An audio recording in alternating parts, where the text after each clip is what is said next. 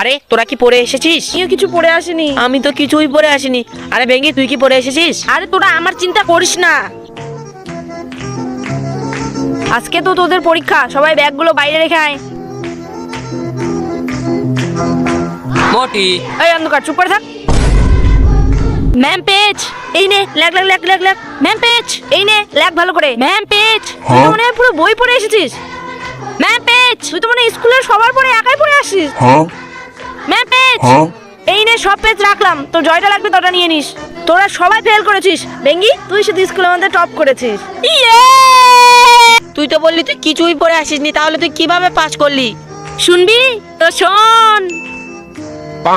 1000 টাকা, আরো 1000 টাকা, 1000 টাকা, উরি বাবা, আরো 1000 টাকা, উরি বাবা রে। Pass pass pass pass pass.